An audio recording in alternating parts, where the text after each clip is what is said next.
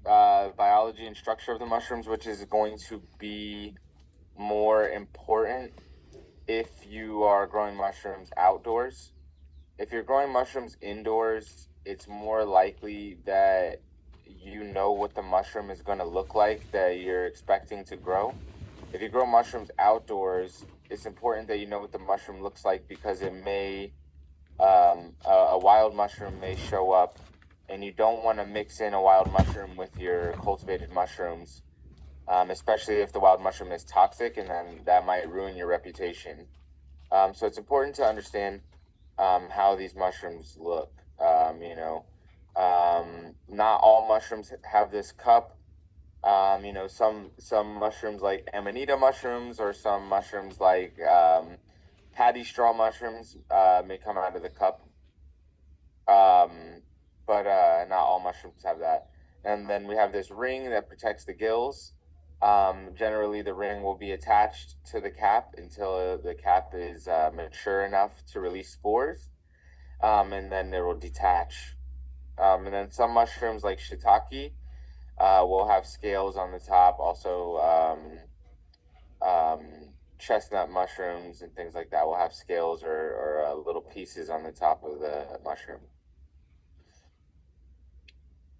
So mushrooms grow and reproduce by spore. Um,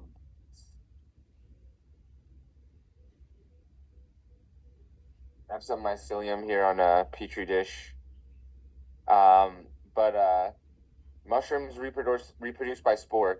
And most of the mushrooms that we're going to be growing, they produce by basidiospores and they need two spores to connect. And when the mycelium connects, when the hypha connects, it creates mycelium, like we see here, that's capable of then producing mushrooms from here. So once the mycelium is fully grown and it's grown out through all of its food, is generally when it's ready to produce its mushrooms. Like it ran out of food, or um, also if it becomes too saturated with water, if it gets really wet, that may also be a reason why it wants to produce mushrooms. Or if it gets shocked, physically or literally, like if it gets shocked from like falling down, and it may want to grow mushrooms, or if it gets shocked from electricity, it may want to grow mushrooms. So there's a lot of different reasons why it may want to start growing mushrooms. Yeah, so I've been teaching for a while, and I've been teaching here in Pennsylvania, where we have lots of sawdust. And I've been teaching from my house, so I've never really had like a big farm or anything like that. There's been a couple times where I've had some warehouse space, but I've mostly been just working from home, and working with various substrates here in Pennsylvania. We have access to a lot of farmland, and a lot of forests. I'm able to get sawdust, and I'm also able to get things like straw and wood chips very, very, very easy. Um, so we'll talk a little bit about the process here. If you want to get started growing mushrooms, you need to obtain a culture. So you can obtain a culture by cloning mushrooms. So you can actually find a mushroom that you want to grow, and you can start growing mycelium from the mushroom. You can start growing mushrooms from spores, which I don't recommend if you're just getting started, because if you grow mushrooms from spores, then the variety may not be vigorous, it may not be strong, it may not be resilient. It's important when you're spending time to work with growing mushrooms that you grow the most vigorous mushrooms, the healthiest mushrooms that you can. So farmers have bred specialty varieties, and those generally produce way better than varieties that you will start from spore by yourself. Knowing how to start mushrooms from spore is really important in case you can't get access to anything else. because if you find the mushrooms growing near you, then you can always restart them from spore, but you can always restart them from clone as well, which may provide you with better harvest, better yield. So culture distributors is going to be the most reliable way. Is finding somebody that is able to produce good cultures and good spawn. So we do that here in the lab in Pennsylvania. We'll start cultures just like I mentioned from clone and from spore, and we'll also expand our cultures into liquid, where we'll be able to share them and sell them in syringes. And this was really my first business here. 11 years ago, I was selling these syringes on the internet for $10 a piece, so people can buy all of the different varieties of mushrooms that I had available.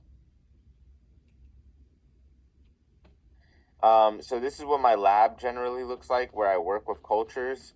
I utilize these HEPA filters that are utilized in hospitals here in the U.S. They put these in the ceilings in the hospitals, and the good ones will have a fan built in, so you can just plug them in to a power source, and air will blow through, and you can work in front of it because it'll clean the air, but it'll also blow all the contamination out of your way. And some people may look at this and think, oh no, this is not for me. I don't know about working with a lab and all this kind of stuff, which is okay because you don't need to, buy the big HEPA filter. When I first started working, I started working in a little box like this that I cut holes in it, so that I can clone mushrooms and I can start spores.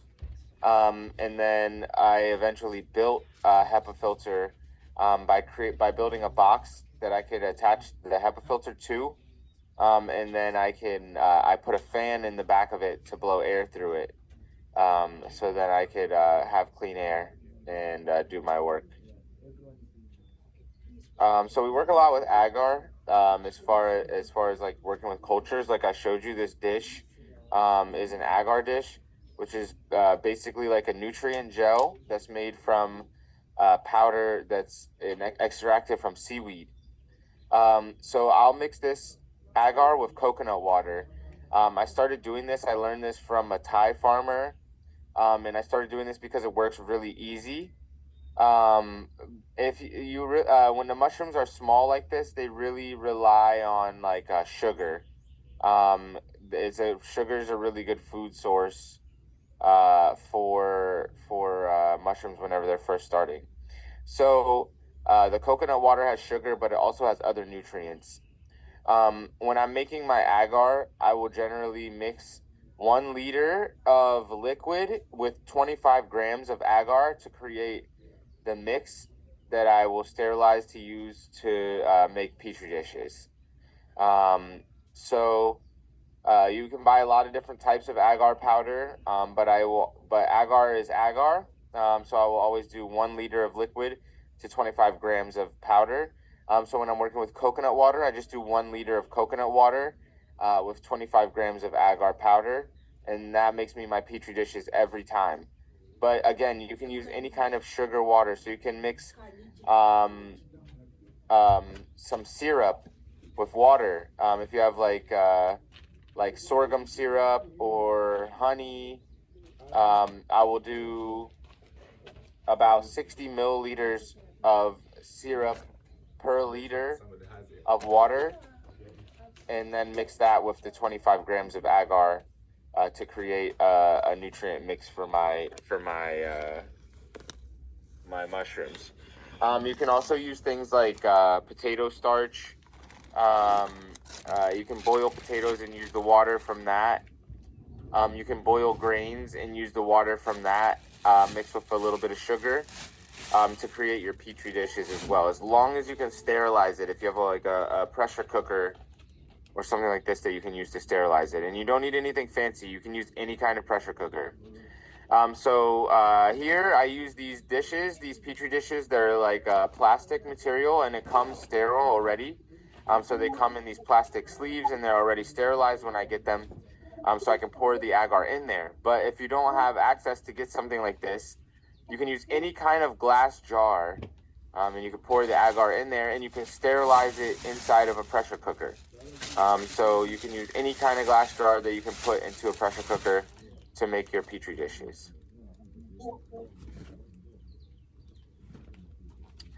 So you have to sanitize. You got to keep things clean whenever you're working with mushrooms. So there's a couple ways that we'll do this. We have to keep our substrate clean so that we don't grow a bunch of contamination. So we work with pressure cookers, and just like I said, you can use any kind of pressure cooker that you would use for cooking.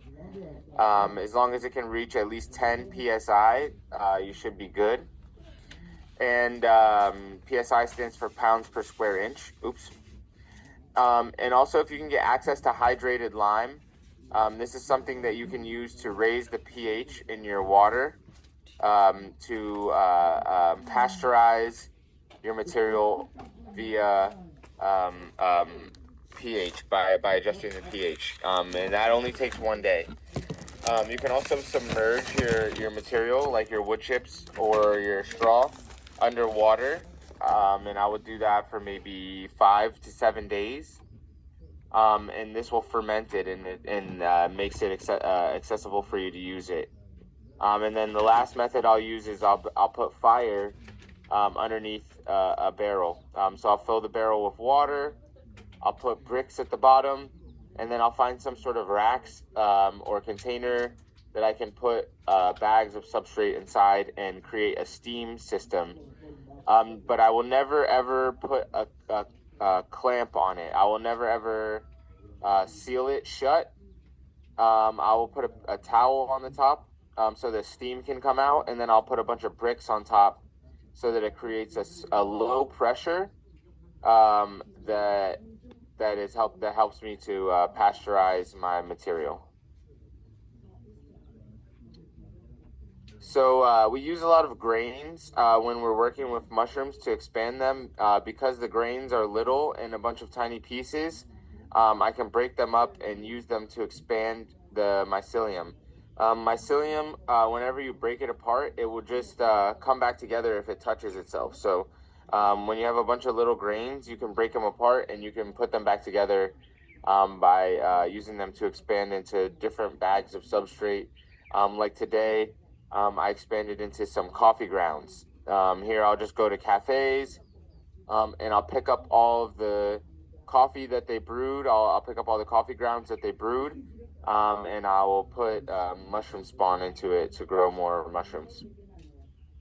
But here's making some substrate with sawdust, and I'll mix it with coffee grounds, and I'll also mix it with spent brewery grains or what they call grain fines. So if you know somewhere where they brew beer, you can get waste material from the brewery and you can mix that with sawdust for growing mushrooms. So I'm not familiar with whatever type of material, whatever type of agricultural waste material or farm waste there is in Uganda.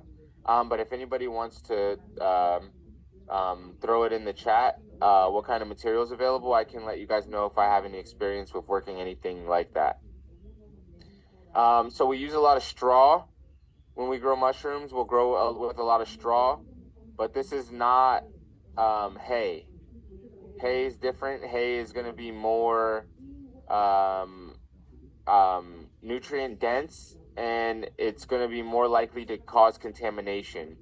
Straw is from growing grains. Like, this is the material after you harvest the grains. So we'll get wheat straw mostly, and we'll chop this up into really tiny pieces and we'll ferment it. So I'll soak it in water for 5 to 7 days underwater, and all of the organisms will become anaerobic. And as soon as I take them out into the air, everything on it dies, which makes it clean to put the mushroom spawn onto it. I've also done this with coconuts by shredding up coconuts in Puerto Rico. We did our best to manually shred them up by hand, but if you have a machine, you can make coir and you can use the core, which is going to work very well for growing mushrooms.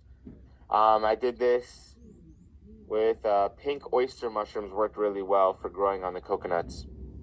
And you can also use the inner coconut, like the coconut water for your petri dishes and for your liquid culture. So then you can expand. You can see all these little dots. That's the grains I was talking about are growing in the sawdust bags here. And we let the mycelium grow until it's fully grown out. And that's when we can grow some mushrooms. So we'll talk a little bit about fruiting here.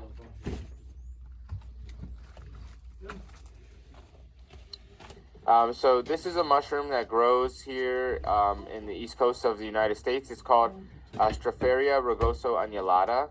And this one grows in wood chips, which is really nice because wood chips are very abundant here. There's just trucks that go around all the time and cut down trees and shred them up into wood chips. And then you can ask for them for free and they'll dump them off. So I don't know what the wood chip access is like everywhere, but if you can access wood chips, it's a really great medium for growing mushrooms. And that's what we'll grow them on here in the U.S. So I've done a couple. Did somebody say something? I've done a couple projects where we use wood chips and old mushroom blocks to do some remediation as well. So you can use mushrooms to help clean water or help to filter water in different spaces. So we use this to filter water that was coming down this hill from a road where the water may have been contaminated coming off the road. So this is what it looks like when we get our wood chips. We'll get them dropped off by the trucks. There's a really nice website here in the U.S. called Chip Drop that you can sign up and put your address and let the arborist know where they can drop off the wood chips. And then this is a different method of cultivating mushrooms that I don't use as much because I don't have access to trees directly, so I can't go cut down my own trees. But if I could, I would grow some trees specifically to grow mushrooms. So this is Quiet Creek Herb Farm. It's a farm that I used to work at and help out teach classes. And we show here that we usually use an electric drill, like a power drill, that's plugged in, because if you use the battery ones, they'll run out of battery very fast. And if you can get an angle grinder, that will work better than just a drill. Then you drill a bunch of holes in the log, and then you have these tools called thumb inoculators or palm inoculators that you get, and you can stuff it filled with mushroom spawn. And there's a button on the end that will shoot the spawn out of the tool, so you can get like a little pellet of your mushroom spawn, and you can shoot the pellet of mushroom spawn inside of the hole that you drill into the wood. Once you do that, then you want to cover it up with beeswax or soy wax, or even if you dig a hole in the ground down into where there's clay, and you mix up some of the clay with water, you can smear the clay on the outside of the hole, and this will seal it up. You want to seal it up so bugs don't eat it, and so it doesn't get dried out, because you want the mycelium to grow through the wood. And if the wood is very big, we don't want to drill holes in it because it will take a really long time for the mycelium to grow through it. So you can slice the wood, and then you can put the mycelium on the wood and put the wood back together.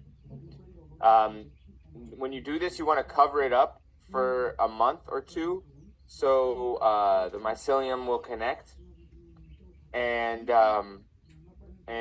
it'll be like the tree is still together. Like even though you sliced it apart, it will be stuck together, and you can grow mushrooms out the side like this. And whenever you grow mushrooms in wood, in logs, if they're touching each other and it's the same mushroom, all of the all of the logs will produce mushrooms at the same time. So you can see here we have some shiitake growing. Outside they grow really, really nice and beautiful with short stems and big caps because there's a lot of fresh air outside. When they grow inside, they grow with really, really long caps, which I don't like that. This one is really fun because you can also clone mushrooms on paper. So I have some YouTube videos. My YouTube channel is Mycosymbiote.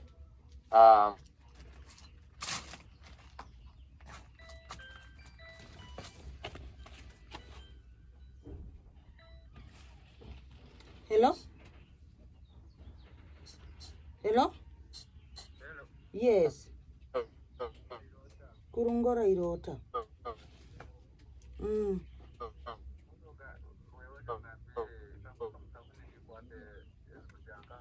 Kurugira nka. Tokuhika mtauni. Okurugira mukasingo. These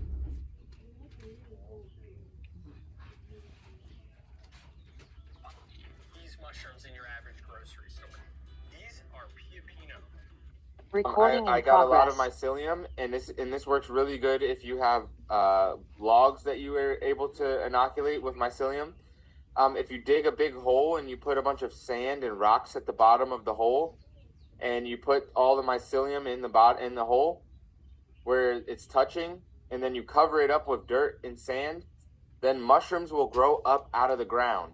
But you have to cover it up, so even with this, you have to cover it up with shade so it doesn't get too hot, and you have to make sure it stays wet. But then you can get a lot of mushrooms to grow up out of the ground. And then also we will do kind of like shade huts. This one was in the forest, so it was covered with trees, so it got more shade. You don't want to do something like this with clear plastic out in the sun because it'll get too hot and it'll be too dry. We put a bunch of rocks at the bottom and we just put water on the rocks and then the water will evaporate. This one was next to a creek, so we were able to pipe the creek water into the bottom of this grow, so the rocks would just stay wet from the water from the creek, and that would keep the inside of this little hut very wet and humid. And in here we grew a lot of shiitake and lion's mane, just with a bamboo structure with hemp and twine. And if you use the string, it's important that you put the string in salt water first before you start to use it. So if you get rope or hemp rope or jute or whatever kind of rope you get, if you can soak the rope in a bucket of salt water, it'll stop the rope from breaking down so fast, and it'll also stop slugs and snails from coming to eat your mushrooms. So this is a setup that we tried to make for Josephine like 4 or 5 years ago at MycoFest, and we grew some oyster mushrooms inside of it like this. Josephine asked us if she told us that she used banana leaves, but we couldn't get banana leaves and enough banana leaves here in Pennsylvania. And this bamboo wasn't good enough because it got really dry. So we need something with more broad leaves to protect your space. But you also don't need a very expensive big space to grow mushrooms. So this is one of the first places where I started growing mushrooms, and this was just in a backyard I had down the road from where I live now. I just grew mushrooms underneath my garden. So I started my garden with a bunch of wood chips, and I put this mushroom in there, the Stropharia rugosa annulata mushroom. So any mushroom that you can find that likes to live in the soil and likes to eat organic debris on the soil, this will go well. So some Stropharia, some Colibia, Clatosabe, pleurotus mushrooms will grow well from the ground like this. I don't know if there's Stropharia or varieties like this in Africa, but I do know that there are some varieties that will grow out of the ground. I just don't know if there's this exact variety. But I'll grow this just straight from wood chips. And this will break up the wood chips in 1 year, very soft, and then in 2 years you can use it for growing your garden, because the wood chips will turn into soil. And the mushrooms taste like potatoes and asparagus. It's pretty good. This one is a mushroom that grows from Europe. This is Pleurotus orangii. This is the king oyster mushroom. And it grows on it grows on roots on old trees in Europe. But you can grow it on sawdust and on logs, and it grows well out of the ground. If you can just even cover it up. See here, I just put pots on top of the mushrooms when they start growing, and this gives them a little space where they won't get dried up, and they'll grow really well out of the ground. We don't really grow these here in the US anymore because they started taking over in the wild environment. So I definitely recommend growing more mushrooms that already grow where you live. But this mushroom grows very, very well out of the ground. It's a very aggressive mushroom, and it'll take over on your farm. It will take over any environment where you have a lot of organic debris. So this is another method. If you are able to do logs, I recommend digging holes like I showed you before, and putting sand and gravel at the bottom of your holes and putting your logs all together. My friend Rusty here, he's covering it up with sawdust. But when you cover it all up, then you can get the mushrooms to grow right out of the ground like this. And we have Foliota namico. This is a mushroom that's grown all around the world. To be eaten, and it's really tasty. It has like a slime that grows on the top that people really like the texture for making soup. It makes your soup really thick. We have more of this king oyster mushroom here, and here we have reishi that's growing out of the ground, like I showed you, by putting the logs in a hole in the ground. So we'll talk a little bit about indoor mushroom cultivation. This one I have growing from coffee grounds in a cup. So really you can use anything, like any kind of agricultural waste. Again, here, let me see.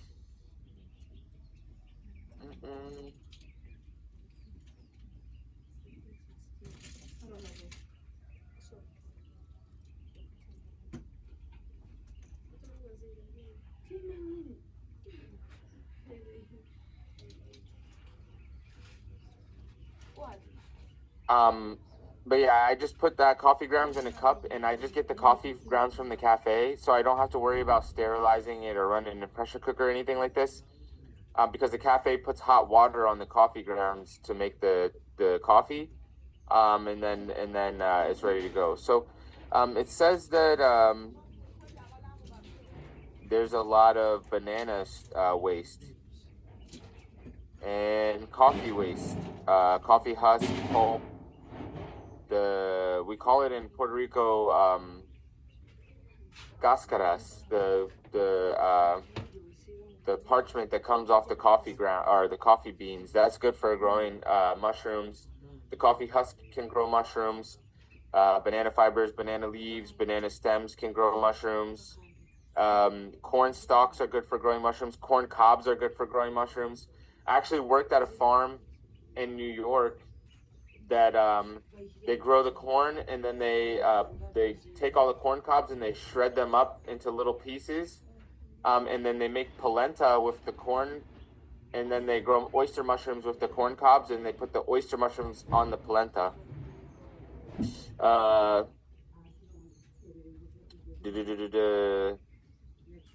Also sugarcane. If you can get sugarcane bagasse, the fibers after they harvest the sugarcane juice, that's a really, really great material for growing mushrooms, especially oyster mushrooms.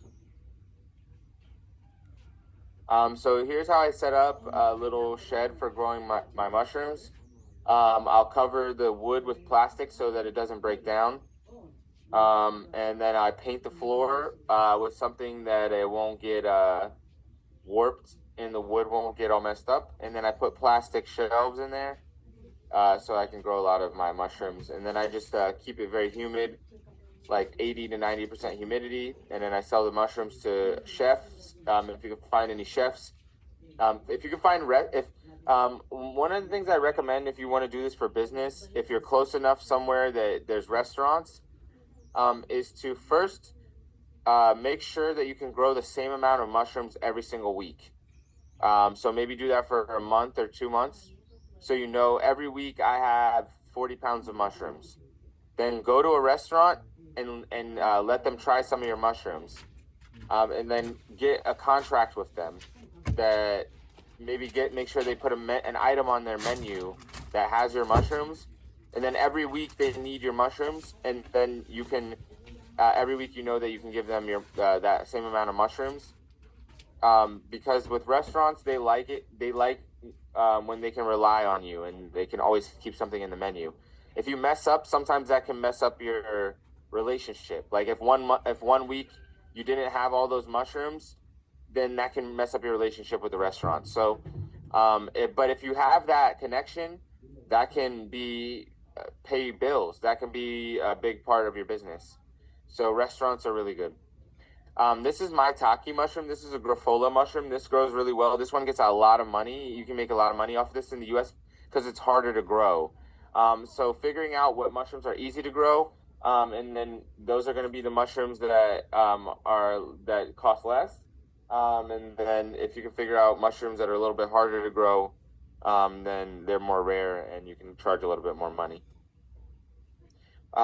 This is a way that I used to grow my mushrooms because when I first started growing, I couldn't afford shelves. So I just hung them from strings off the ceiling. And I tied them together like rope ladders, like 2 rope ladders. And I could put all my mushroom blocks on there. And I did that until I saved up enough money. Then I started buying shelves. So that's how I started when I started growing mushrooms. Then I got a lot of shelves. And then I started growing lots of mushrooms. I was growing like 200 or 300 pounds of mushrooms a week. And that really helped me to start to grow my business.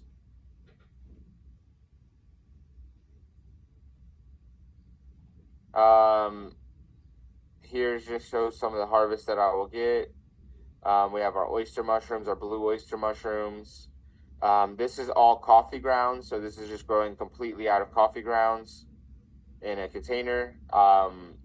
This was growing at a farm that I would visit up in New York, and the kids would just every day add more coffee grounds in there, and the mycelium would grow across it. So that was grown by kids. Here we have agaricus that smells like almonds. This is the almond agaricus. And this one will grow in finished compost. So if you know how to make a hot compost or a thermophilic compost, there's a lot of mushrooms that like to grow in compost that's completely finished. So if you have a big compost pile, you need to add water and flip it. You have to get a shovel or a pitchfork.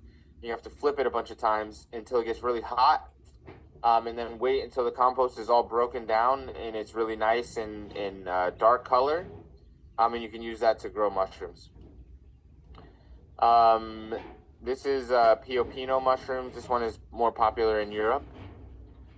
This is Ganoderma mushrooms. We're lucky there's Ganoderma mushrooms that grows in every place all around the world. So you can find some variety of reishi that grows in Uganda or anywhere around Africa and grow their local native reishi. And they generally will grow on wood, on sawdust.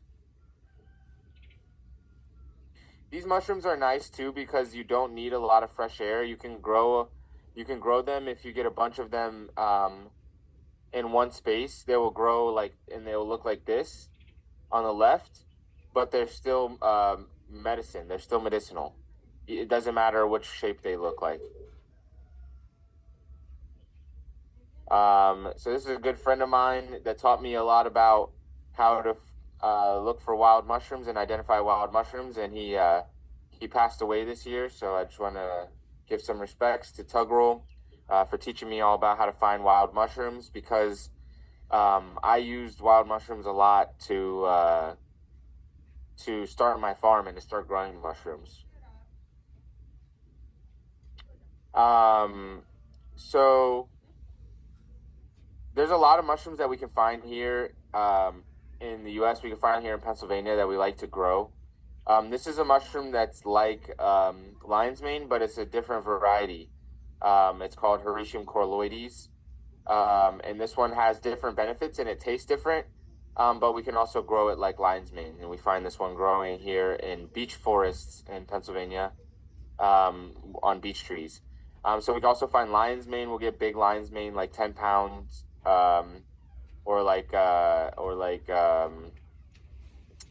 5-6 kilos of one wild lion's mane mushrooms. And we can, just like I said, you can clone the mushrooms. You can find, if you find wild mushrooms, you can take that and use that to start growing it on your farm. You could take a piece of it from the inside, roll it up into some paper or some cardboard, or put it on a petri dish and start growing mushrooms for your farm. This is a different one we have here in the U.S. This one's called Hericium americanum. And this is another variety like lion's mane that will grow on trees, on hardwood, on sawdust. I think it's important because a lot of scientists, a lot of mushroom scientists, a lot of mycologists will say all of the scientific names for the mushrooms. So you might hear me say, like, oh, this is called lion's mane or Hericium erinaceus. The second thing I said is the scientific name.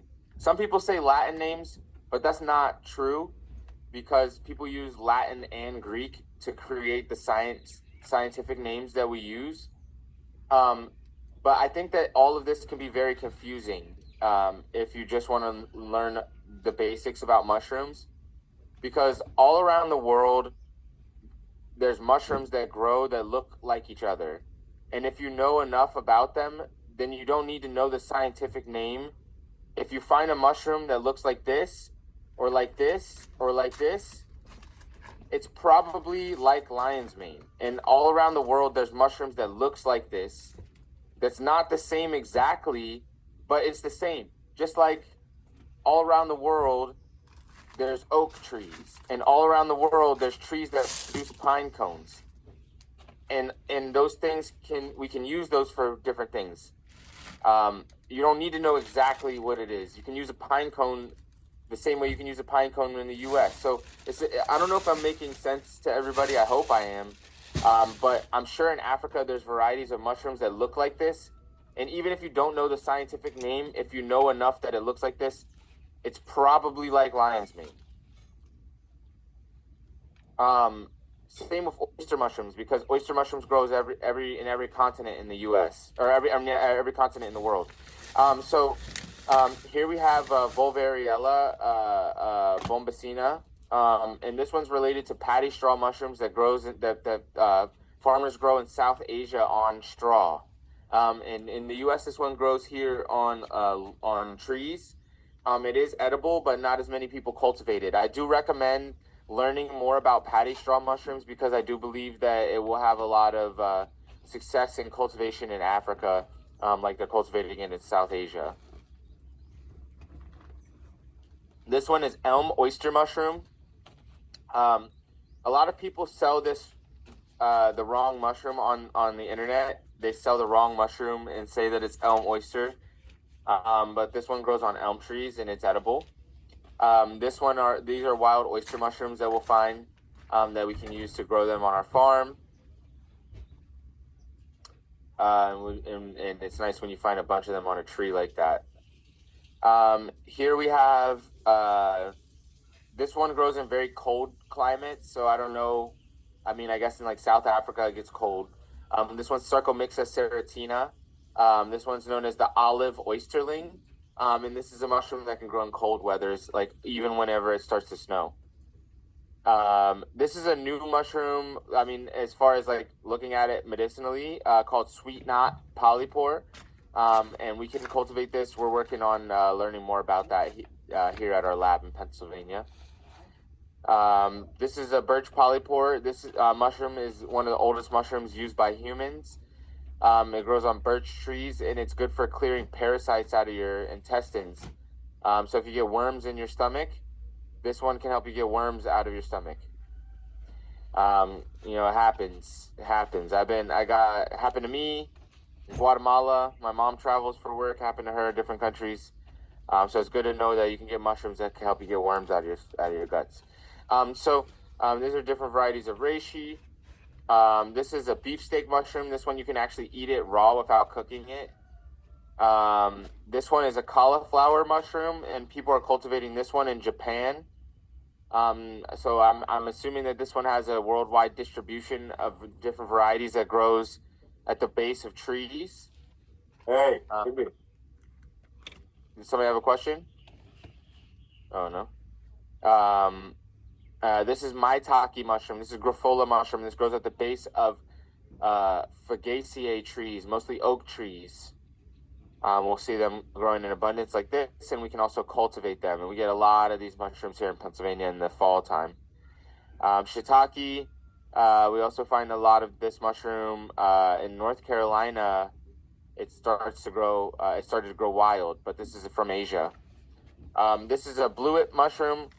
This one can be cultivated in leaf litter. So if you just get a pile of leaves and you keep adding water into it, you can grow these types of mushrooms, bluet mushrooms, Clitosabe nuda, in big piles of leaves. I actually just found some this weekend in a big pile of leaves.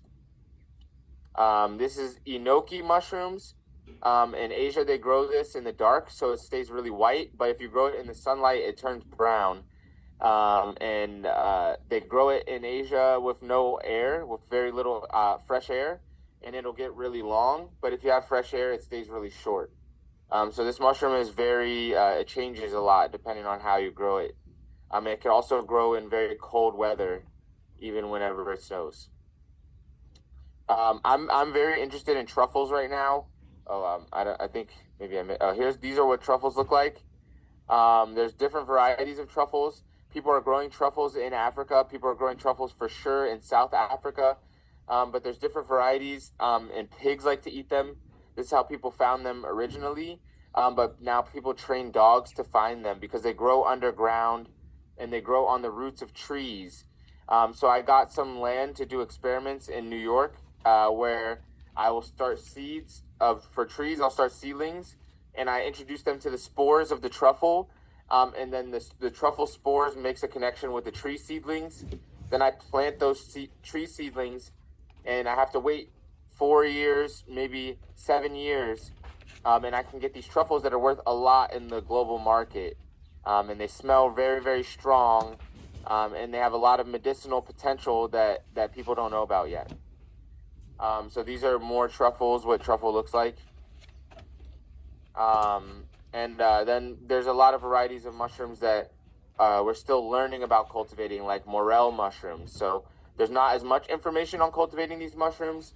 We're still figuring it out, but they're high value, and I think that it's worth looking at and researching if you have the time and resources. I do want to open up for questions. If anybody does have questions, please add them, because I've gone through the portion where I've talked about cultivating mushrooms. So the rest of it is more things that we find here in Pennsylvania. So if you do have any questions, please let me know. The rest of these are mushrooms that we're still learning more about cultivating, but we find wild and we like to eat them. But yeah, I really appreciate you guys giving me the time. It is pretty late. I am a little tired, so I hope that everything was yeah, I'm just a really big nerd, and I wish I could be there in Uganda with you guys, so I can train people how to breed mushrooms and do microscopy with microscopes and all of the things that I know how to do. But for now, I can just share with you guys what I do. All right, so we'll open it up for questions. Does anyone have a question? You can go ahead and just ask.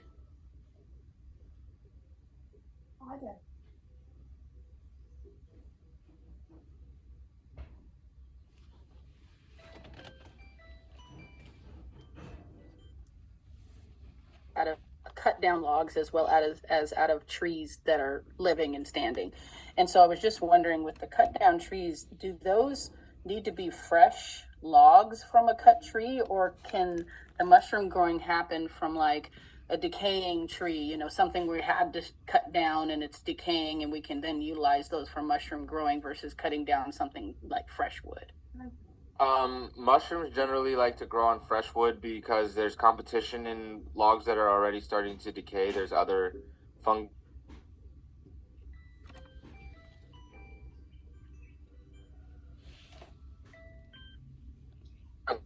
Hello? Hello. Yes. Kurungora irota.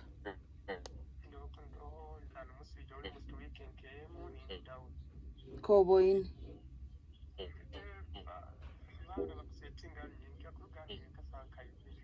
Kale. Kale webale muno.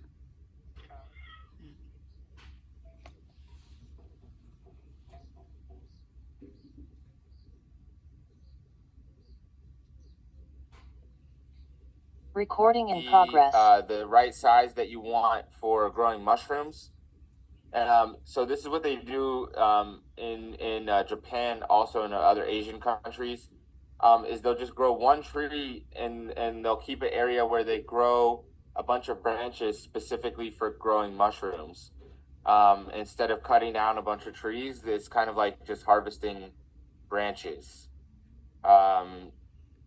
It looks like this. So you can just keep going in there and cutting them whenever they're the right size to grow mushrooms. How wide do they need to be to grow mushrooms? At least 4 inches across, but and no more. If it's more than 8 inches, then you want to do the technique where I showed you, where you slice it and you put the mushroom spawn in between it.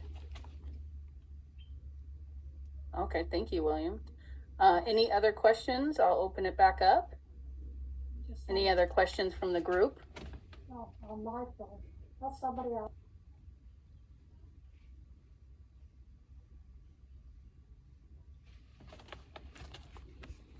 And it says, are there online tutorials that can easily be used to teach farmers? Was the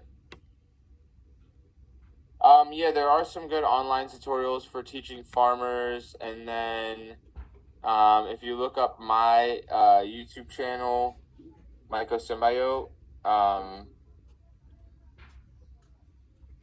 you can see all my videos. I have a bunch of videos on how to cultivate mushrooms. Like, my popular videos are mostly about cultivating mushrooms. So the things that I talked about here, you can see me doing it. Like, this video is how I prepare grains for growing mushrooms. This video is how to prepare corn.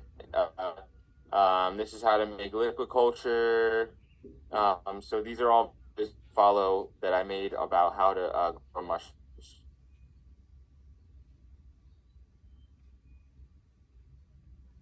This one's about the cardboard I was showing you, about cloning mushrooms on cardboard. So you can grow mycelium on pieces of paper, just like I showed you, or pieces of cardboard, which is really easy for anybody anywhere.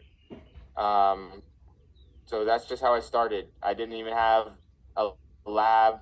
I didn't have petri dishes or anything like that. I just had cardboard and plastic bags.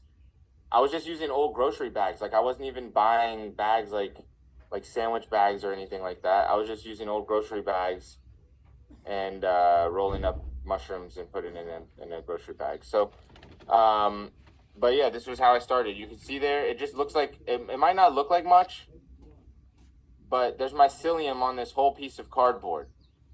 So it's just a strip of cardboard with little pieces of mushroom. I grew mycelium on it, and that's how I first started. But you can watch these videos on my YouTube channel, on Mycosymbiote YouTube, and it'll show you how to do all this kind of stuff.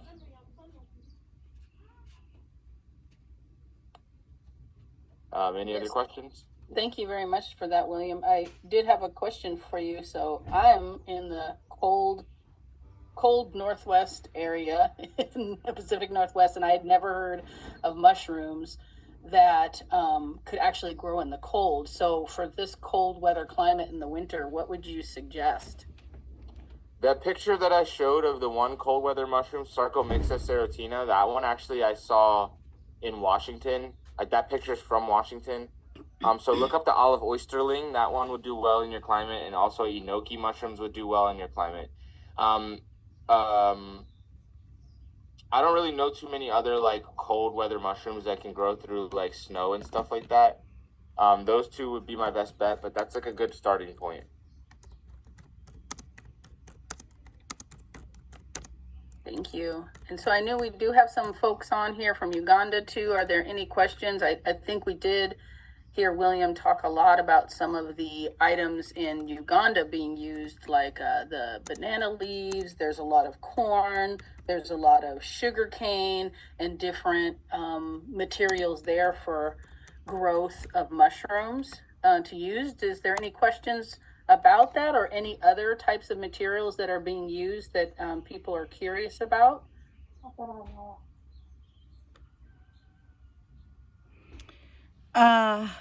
Am I audible? Thank you so much, William, for the Yes, you are. Thank you so much, William, for the wonderful training. Thank you so much for your time. I know it's late that side, but thank you so much. This has really inspired me more, and you've always been my inspiration. Thank you so much for sharing with Ugandans such that It's my pleasure. they know that. Please go on. Oh, I was gonna say, I hope that maybe next time I can be there with you guys, and I can show you guys more whenever I come. Yeah, thank you so much. We look forward to having you, Sarah. Thank you for organizing this. Everyone who has come to attend from Uganda, who has come to support Uganda, thank you so much. But I would like to ask, what are the biggest challenges that you've found or you've got while growing mushrooms, and how did you overcome them?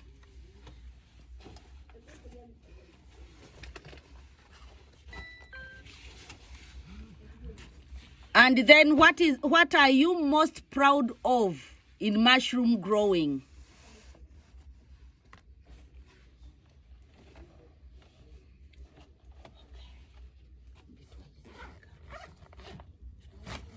This challenge has been a lot of like finding places to grow mushrooms, because everything is really expensive, and I've had a hard time to like, I don't own anything here. Like I don't own a place. I just rent everything. So finding places to grow mushrooms is not always easy, because sometimes people don't know, and they think that mushrooms might damage their property. So finding places to grow mushrooms is not always easy. And for me, selling mushrooms is not always easy because where I live is the mushroom capital of the United States. So they grow more mushrooms here than anywhere else. Like millions of pounds of mushrooms a month are grown here in Pennsylvania. So the mushrooms here are also like very, very cheap. So it's hard to compete with the really big farms, because the biggest farms in the US are here. So yeah, finding places to grow mushrooms and being able to compete has been hard. But what I've been able to do is, one, work with my students. Like I've trained a lot of people how to grow mushrooms. So I don't grow all the mushrooms anymore. So some of my students like to grow one mushroom. Some of my students like to grow another mushroom. So I'll buy their mushrooms when I need them to do whatever business I have to do. And then I also make different products. So I have a lot of different tinctures and like honey and I have things like this salt that I make. Figuring out different things you can make with the mushrooms besides just mushrooms is good. And also, whenever I started to go sell mushrooms at market, not everybody knows how to cook mushrooms because a lot of the mushrooms are people didn't cook them, like their family didn't cook the mushrooms, so they don't know how to cook them. So showing people how to cook the mushrooms helped me to sell them. And making things that's familiar like salt was helpful, and also growing mushrooms that are native, because a lot of all around the world people grow Chinese mushrooms. Like a lot of the mushrooms that we grow here in the US, people learn how to grow them from China. Like all of the people that learned first, like Paul Stamets, that wrote all the books about how to grow mushrooms that we learned about, grew Chinese mushrooms. And China grows 90% of the mushrooms in the whole world. So there's Chinese mushrooms in every country already. So I think that I do better whenever I grow native mushrooms and whenever I sell native mushroom cultures, because that stuff is not available everywhere already.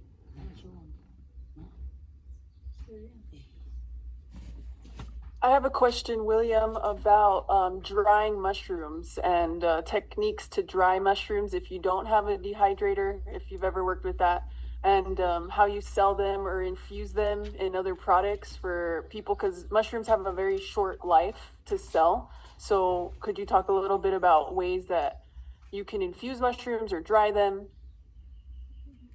Yes. So a couple times, I'm trying to see if I can find a picture really quickly, but I'll dry mushrooms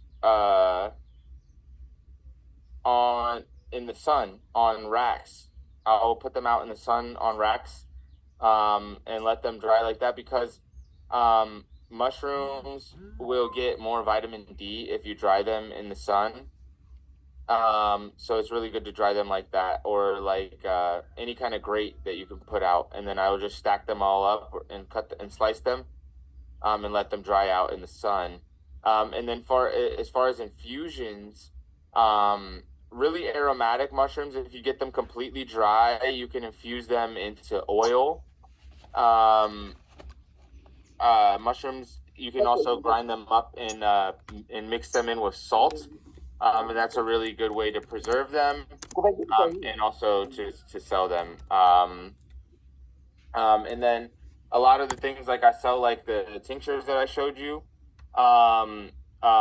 This I will just soak the mushrooms in alcohol. So, if you just do something very basic, like this is mushrooms in very high percent alcohol, like vodka or stronger. If you put your mushrooms in alcohol, all of the beneficial medicine in the mushrooms will come out into the liquid, and then you have to separate it. So you filter out the mushrooms, and then you have that liquid, and then you boil the rest of the mushrooms in water, and you mix that boiled water with the alcohol part, and that will make you a basic tincture that you can keep in a bottle, and then somebody can take that and get the benefits of the mushrooms, and it's stable. As long as it's more than 25% alcohol, it's shelf stable for a long time. So that's one of the ways that we sell mushrooms, and that's a high value way to that people can use mushrooms. You had one question about what is infusion. Infusion, I mean, you can infuse things a lot of different ways, but it's like whenever you take the mushrooms and you basically mix the benefits of the mushrooms into another substance, like salt or alcohol or water or oil, something like this.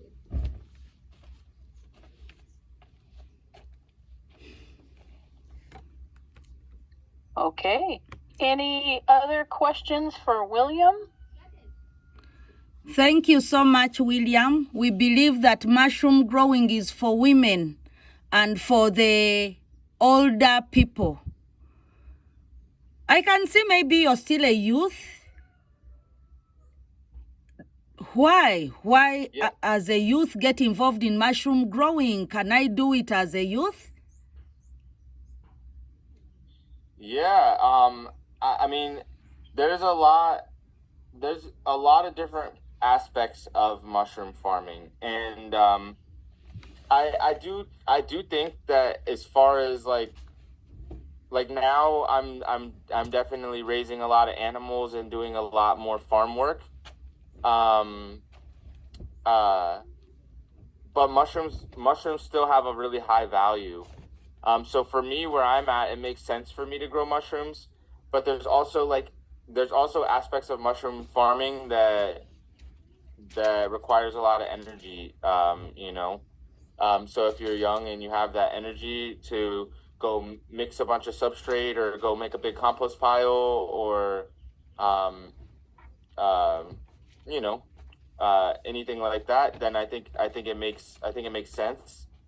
And I like the research because I'm a nerd. I like to use my head a lot, so I like to just think about all the different things that we can be doing with mushrooms. So yeah, I think there's a lot of reasons why young people can get involved with mushrooms.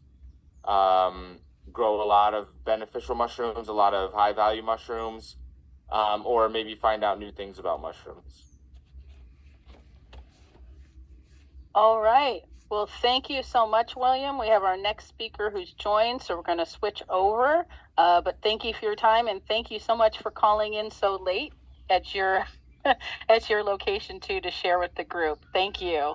It's my pleasure. I hope everybody has a great conference, a great festival. Okay.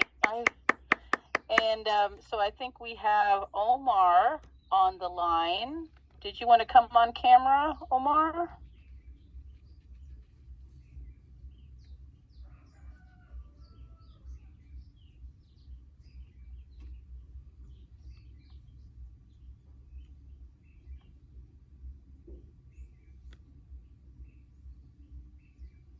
Okay, we'll just hold for 1 minute and let me just check on technical things here. So we'll start back up in a couple minutes. Thank you so much, and I'm so glad to have all the Ugandans online. Please register your name in our group. There is a list. Register your name in a group so that we can roll call and see who has attended from Uganda. Thank you so much for attending. I can see Yasin Kaziwe. Thank you. Paul. Thank you. Abaranga Sibalaba Mama. Chimuli John Kenneth. Hi, Sarah. Can you hear me? Hello. Yes, we can hear you. Cool. Okay, wonderful. We have Omar on the line. Oh, there's no way. Yeah, we'll let you get all situated there. So, Cool. Omar is from Culture Shrooms. He specializes, excuse me, in stacking protocols and foundational mushrooms and plants in conjunction with any current regimens in place. He has a passion for mushrooms. And when he started working with plant stem cells and their effects on the lungs and mouth. And he's going to talk to us a little bit about all of that today and about mushroom growing. So I will turn it over to you, Omar. Thanks so much, Sarah. Yeah, it's been great working with you in the organization aspect of this festival. And I've known Josephine for 3 years now. I live in California in the United States. And I started working with Josephine just seeing kind of what the impact of mushrooms have in Africa at the moment. And here in the United States, mushrooms have taken some serious waves in terms of financial growth, medical growth, and just a community mental health kind of resource that people have resource to. So I'm pretty excited to see that Africa has a growing mushroom community. I could see it definitely connecting with the rest of the planet.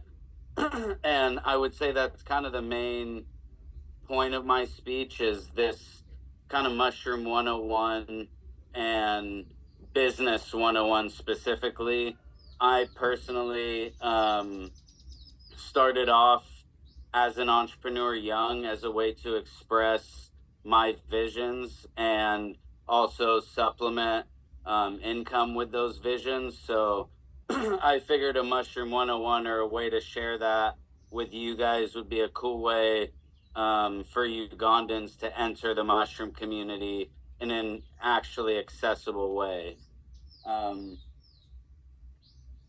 Sorry, my throat's messed up. 1 second.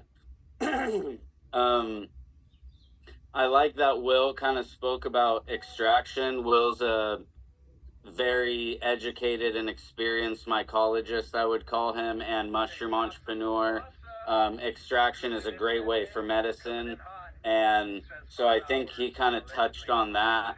I'm going to concentrate on more the need for mushrooms internationally, from gourmet mushrooms to medicinal mushrooms to selling to brands like myself who make coffees with mushrooms. Could you grab one of my coffees?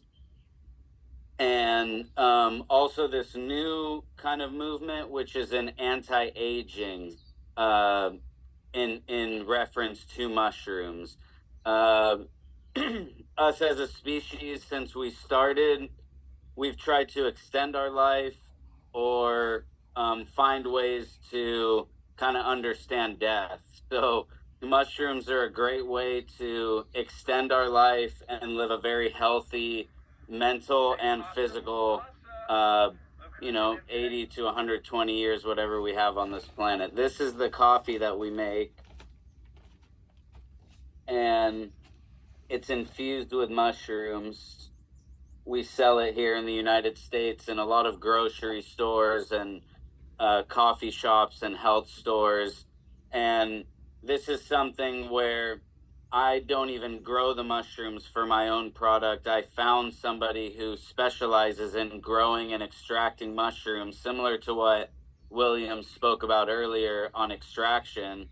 And if you can grow the mushrooms and sell them to somebody who specializes in extraction or do it yourself, brands like myself may buy it to put into products like this. And that's a great entry point into mushrooms. But alongside commerce, I would say in science and university studies, that's what's really propelling the mushroom industry is science. Without them proving that mushrooms help, we have nothing really to move on. And at the moment, we are seeing that mushrooms do help. Science is backing every theory that mushroom enthusiasts have had, and even more than we ever imagined, which is very cool. Most recently, there was a study found, and all of this is Googleable information, that mushrooms extended the lifespan of aged mice, meaning older mice lived longer with mushrooms. And then they second tested that on human cells and found that mushrooms helped human cells live longer. So now it's going into a second study seeing in actual humans, does this extend the lifespan? But that's the power of mushrooms internationally and specifically here in the United States, where conveniently we are the forefront of mushroom brands, mushroom studies, etc. Secondly, I would say consumers internationally are just Googling for mushrooms to start taking. So people all over the world are looking for whether it be raw mushrooms or ground up mushrooms or products, capsules, extracts, etc. People are looking online for these products. And that's starting to increase, especially in the past 5 years, and that's continuing to increase year after year. which shows the increase of consumer demand on mushrooms. Third, I would say restaurants in terms of gourmet. Mushrooms as a food is super important. The medicine aspect is also equally important, but food, it's super rich in protein, especially compared to other food sources per milligram per gram. It has more protein than many that you could be consuming, especially things that you can grow at a low cost in areas like Africa.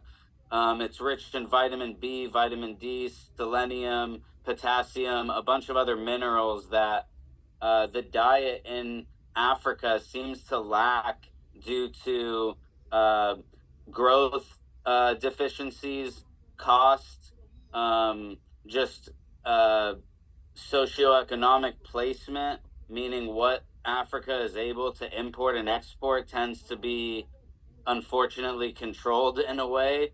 So one way to kind of go around that is to grow mushrooms and just ground them up, put them into your food, put them into your soups. You're going to increase your nutrient value so much by increasing mushrooms into whatever. I don't want to put numbers to it, but I've gone over with Josephine on what average diet is in Uganda and what people are eating on a general basis, and mushrooms could really just tenfold the nutrient value of what I've heard is being consumed.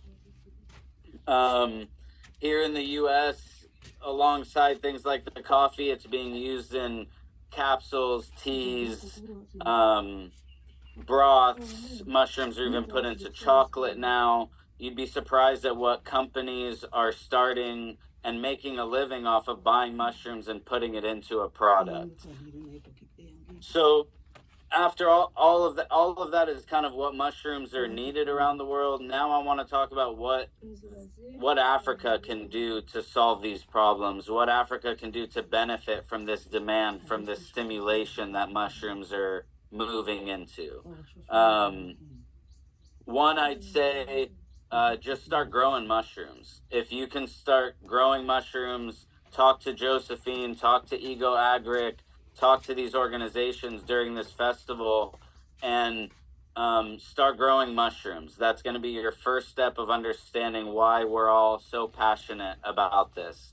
Once you start growing mushrooms, sell those mushrooms to local shops, restaurants, cafes, etc.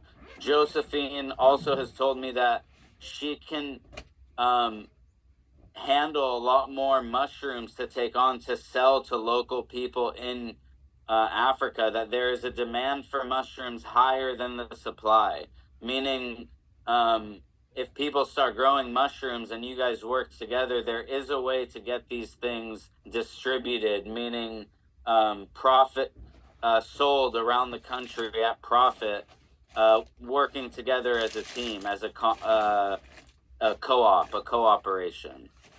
Second, if you're not good at working with people and you want to work on your own, just list your products online.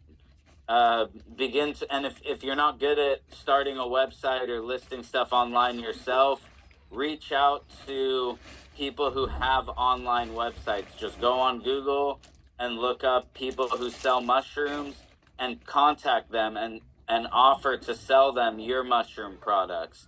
And many of them will be very interested in African sourced mushrooms, as we don't have access to African genetics, mushrooms that are natural to your country. And mushrooms aren't very easy to grow, but they're also not hard to grow. They grow in your country naturally. They grow in nature all the time here in our country. They want to grow.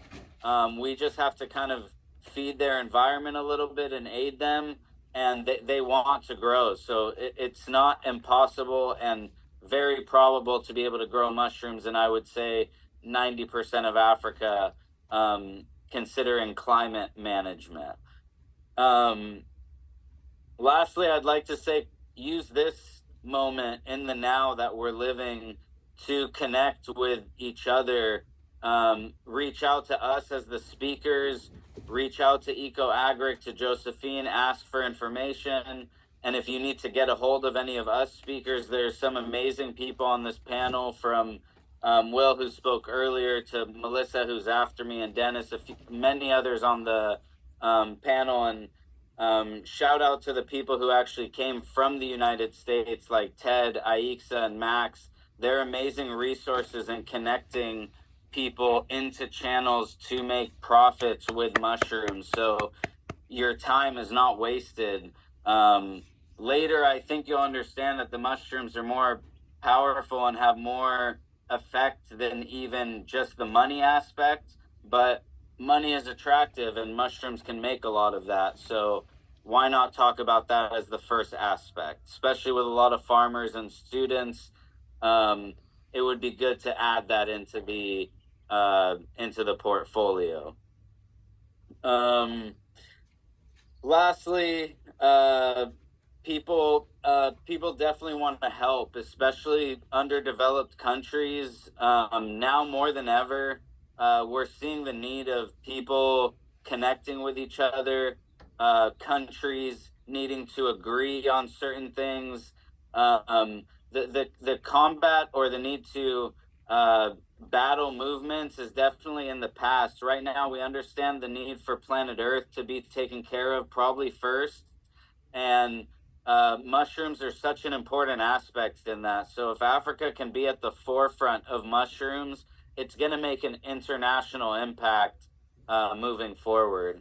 And yeah, I want to thank Josephine, Sarah, Eco-Agric, all the organizations that are involved for putting this together. It wouldn't be possible without you. And there's a bunch of other speakers with great information. Again, please reach out to us. And yeah, if you need my information, it's online. You can reach out to any of the organizers and they'll have my information. I'm pretty close with most of them. So any follow-up questions, I'm always here, and I'm open to some Q&A, Sarah, if that's kind of the next step. It absolutely is. Can you hear me okay? I can. Okay. Yeah, so one thing I had a question, we have a lot of these products coming out, the mushroom coffees, the mushroom teas versus just eating mushrooms. And I'm wondering, through those types of things, do people get the same level of health benefits from those types of products as they would from just eating mushrooms, individually? Yeah, that's a great question. So, I would say there's like levels to mushroom consumption. So it would be, if you're taking it on just a dietary or a supplemental level, then getting them in things like coffee, tea, chocolates, all of that will definitely suffice. In some cases, even be more than enough than your average person needs as a supplement or in addition to a diet. For somebody medicinal, however, I would not rely on blended products. I would concentrate on finding not just extracts like Will was showing in the past, those liquid extracts. I would actually look into crystal extracts, and that's kind of the next level of extraction. It gets rid of pretty much all of the holding the carrier liquids or anything else that may be in there, and leaves polysaccharides and beta glucans. Both of those are a lot of what we're searching for in mushrooms in terms of cancer, gut health, blood, oxygenation. Those two are super important. So I would say crystal extracts are showing a lot of, in medicine, some of the more promising effects, especially in dogs. There's a certain cancer called hemangiosarcoma that takes out almost 80% of dogs that get cancer get hemangiosarcoma. And conveniently, hemangiosarcoma, or has the leading case studies at the moment to cure hemangiosarcoma, is turkey tail mushroom, which there's actually a ton of turkey tail mushroom that grows in Uganda and throughout Africa. And that mushroom has also been tested in humans for gut health, but specifically it's being now prescribed by veterinarians here throughout the United States for splenic masses, which is what hemangiosarcoma concentrates on, is splenic massing. But in general, I'd say concentrate medicinally on extracts and supplementally dietary with things like this do suffice. They're not bad ways to consume mushrooms. Okay, thank you. I don't think I've ever even seen a crystallized extract, so I've always done that. There's a question here for you. How long does it take to make the tinctures? Days, hours? The tinctures, it depends. Some people do dual extraction, some do triple extraction, some do long steeping processes, meaning you can extract the mushrooms in different solvents. They can start with like a water extraction and then do an alcohol extraction, and that would be considered a dual extraction. Some people are doing an ultrasonic extraction method, which is kind of a more complex way to extract from the mushroom. So you can extract something in 1 hour, but you can also extract more of that thing in 100 hours, if that answers the question. Okay, and then the next question is Ganoderma, a mushroom. How does it grow? And is it really as medicinal, have as much medicinal properties as marketed? Yeah, I would also say that I'm not sure what marketing is being referenced, so not everything is true, but Ganoderma does have a ton of medicinal benefits, specifically in cancer. There's a ton of studies going on Ganoderma, as well as immune boosting. Most of the species that grow on trees, chaga, reishi, turkey tail, tend to harness cancer curing properties. It's kind of an odd thing that happens in nature, but Ganoderma being one of those, it's definitely has immune boosting benefits, and taking it can in extract form or high potency can work medicinally in various ways, for sure. The science and the marketing is not lying when it comes to that. Are you gonna come down later? So I know we have the room there in Uganda, so I wanted to open and see if there was any questions there in the room. Cool.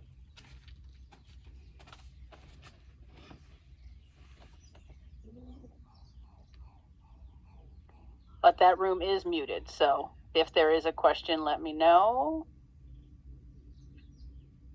Maybe do they have a typing capability to? They might. I think Axia is up in the front, but Yeah, yep, we have looks a like question. We have a okay. Here's a question. Okay. Yeah, thank you. My name is James. Now, my question is, how can I troubleshoot that common problem of mold or slow growth in mushrooms? Let me take an example of the oyster that we know that it can take 2 to 4 weeks, but you find that it's going beyond that time, that period. So how can you troubleshoot that? So you're talking about troubleshooting mold or contamination on mushrooms, and the second part is attacking slow growth of mushrooms, correct? Yeah, that's correct. Okay, so when it comes to mold or contaminations with mushrooms, it is very common. A way to avoid it, bleach is very important, and isopropyl alcohol is very important. 70% is preferred versus 90 or 92%. You want a slow evaporation alcohol. So 70% isopropyl and bleach are two very important things. Trichoderma, crazy word, but it's the green mold that grows on a lot of mushrooms. This doesn't die from alcohol, it does die from bleach. So those two things, if you keep them readily available and used in your workspace, you will minimize those contaminations drastically. In terms of the slow growth, a lot of times slow growth is due to a lack of moisture or lack of nutrients in the substrate. So I would increase nutrient in the substrate, meaning the medium the mushrooms are growing on. You can add things that are high in nitrogen, phosphorus, potassium, magnesium, anything that's going to have trace minerals, you're going to want to put that into the substrate, and that will help increase growth. Secondly, moisture is definitely going to slow down growth, and fresh air exchange. But I've found in Africa, most of the grow setups don't have a problem with fresh air exchange. It's more humidity, moisture, temperature, and nutrient dense medium, growing medium.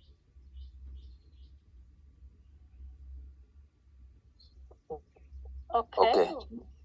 Thank you. Of course. Does that answer the question?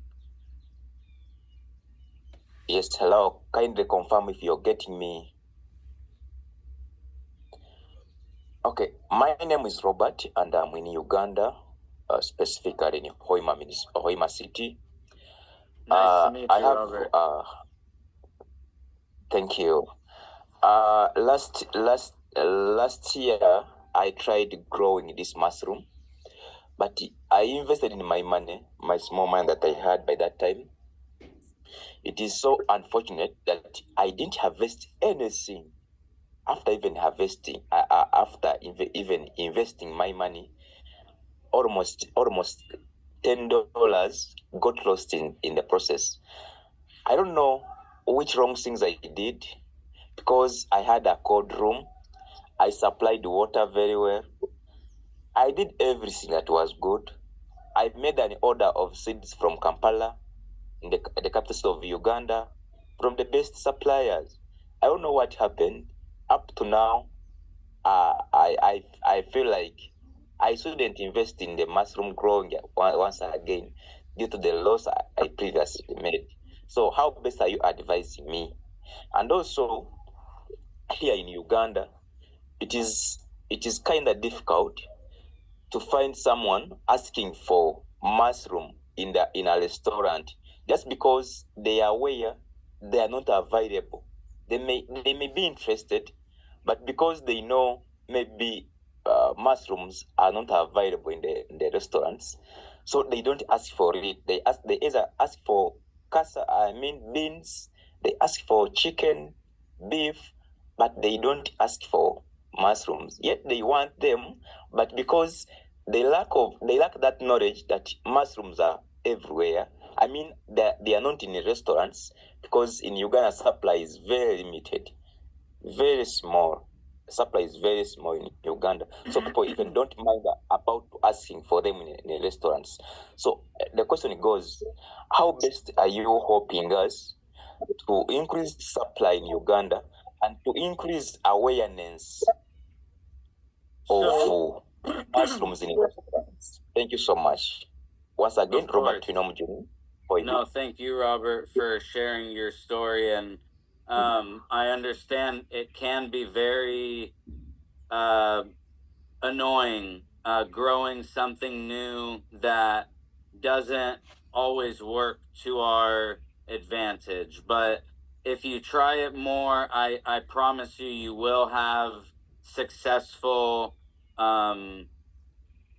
results, but that also will take understanding what went wrong the first time. So I would suggest looking into what mushroom you are growing, what temperature that mushroom loves the most, what humidity that mushroom needs, and what you are growing on. And then we could start to find out what went wrong with this specific one. And I don't mind chatting with you after and trying to find out exactly what happened with that project that you started, because that is annoying. Also, Josephine has some great growing methods that are working in Uganda. She's growing mushrooms there successfully, and I'm confident between us here in the United States and Josephine in Uganda that we can find ways to make sure that your next projects will be more successful than your past project. In regards to selling to shops or places who now they only want to sell beans or chicken or whatever they're selling now, if you can grow mushrooms and sell it to them at a similar or cheaper price than what they're buying currently, they will put it on their menu and people will order it and eat it. I think the reason it's not on there is because it's not available. Not every farmer is growing mushrooms, but maybe 50% of farmers have chickens. So it's making it more available and something that can be grown on a lot of farmers' extra products. So as people can get these extra products, hydrate them, and grow mushrooms on them, it's a way to turn nothing into money. And that's where I think you will be able to convince these restaurants to use these mushrooms. And if it doesn't work in Hoima, try it in Kampala. And if it doesn't work there, try it in another city. And I know that there will be chefs, people who know food, who want to work with mushrooms in Africa. It's a food that has always been eaten in your culture for hundreds of years. So there's no way people don't want it.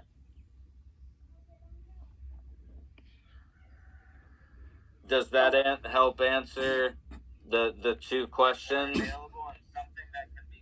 Yes, please. Indeed, I'm satisfied with the answers. Thank you so much. Of course. Thank you for asking, Robert. I appreciate your time. Thank you so much, Othman, for the wonderful training and for all the support to mushroom growing in Uganda and in Africa as a whole. And Robert, thank you so much for the question. Currently, we have some consultants here at Eco-Agric Uganda who came for the festival that you can come and meet, such that you're advised on what to do and to see where things went wrong. It's not always good to fail once and give up. That's why at Eco-Agric Uganda, we are coming up with mushroom growing methods where we can start using free materials. For example, William said he started using free materials. So we start with free materials, then a very small amount of money. So I'm requesting you to come over for the festival. I'm glad they've been around and they are still around. And there are quite many, so you'll be able to get answers to your questions. Thank you so much, Othman, and thank you so much, everyone, for attending. Thank you, Josephine. Always a pleasure. Again, any other questions, feel free to reach out, anybody, and enjoy the rest of the festival. I hope it's an amazing day. The next speaker, Melissa, is a great friend of mine and a great speaker. She makes amazing products here in the United States.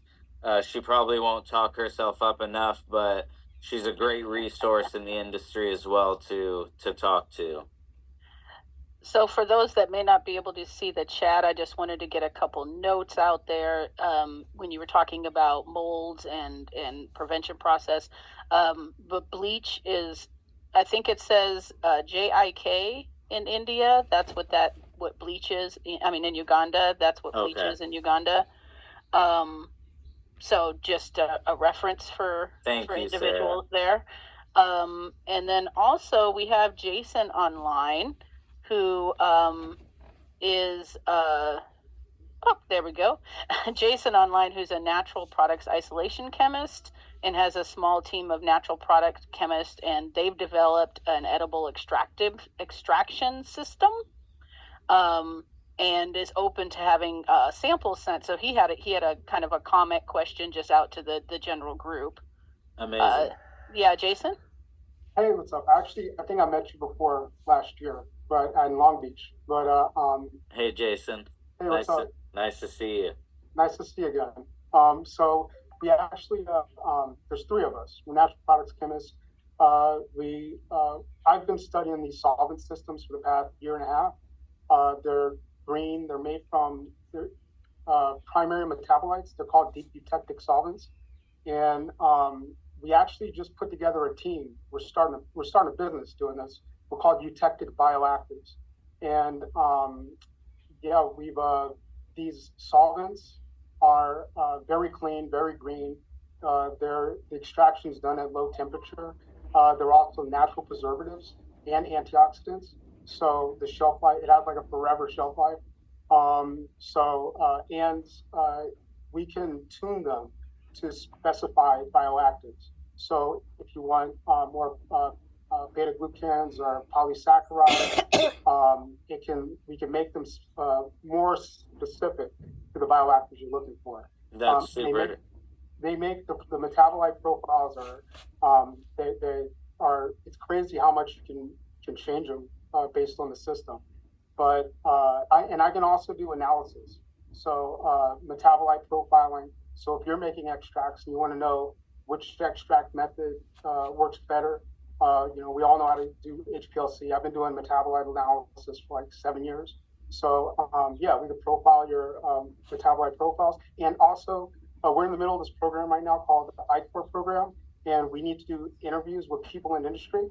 So if anybody is open to doing like a 10 or 15-minute interview, especially if you've used extracts or if you've made extracts before, please drop me a note. Like we actually have to do a lot of these interviews. So if you could do that, that'd be super helpful. I'll put my email in the chat. And also, I don't know if you've heard of the natural deep eutectic solvents, but I can tell you more about it. I think you'd be very interested. I would love to hear about it.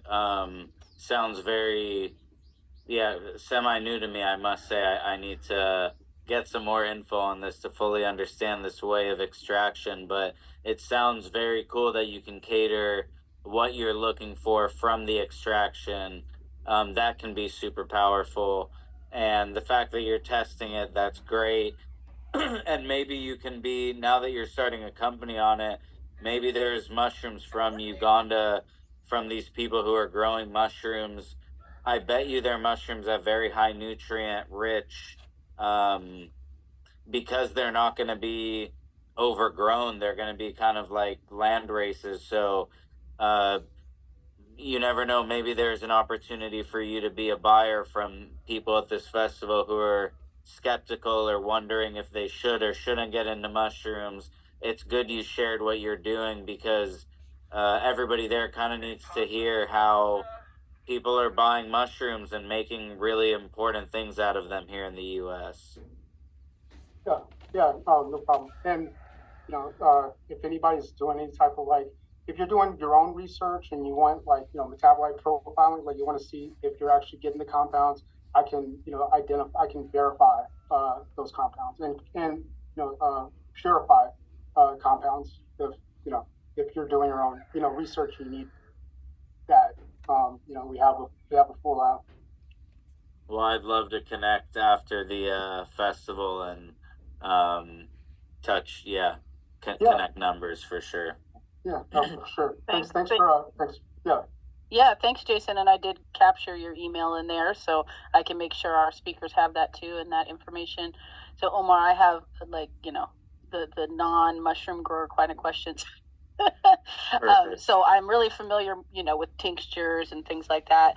And I was just wondering, in Uganda, Josephine's doing these wonderful things, getting mushroom blocks already started for people, right, to start mushroom growing. So from a US perspective, where can I get something that's like a start of a mushroom block that makes it easier for me to start growing mushrooms, something simple? I don't know of any groups, and I'm just wondering if you do, of like, how do we get something that's like us already started for us, right? Great question. That's how kind of mushrooms started here in the US, and it's kind of the first thing is people just want to grow them and understand that process. And I would say there's probably 5 or 6 manufacturers throughout the US that are making good grow kits. One of them is Advanced Mycology, who makes a really cool all-in-one grow bag where you can just inject it with your mushroom spores and the mushroom you want will grow all in one bag. The next speaker, Melissa Diarman, who owns Twisted Tree Nursery, makes some of the best substrate on the market. One of them being alpaca soil and dino soil. They have donkey soil and a plethora of soils that each have different kind of values. But in general, between those vendors, you can find everything you would need to start growing, as well as pre-made blocks that they would show up to your house and the mushrooms are just going to pop out. So if you wanted it where you can put your own mushroom in there and it grows, Advanced Mycology.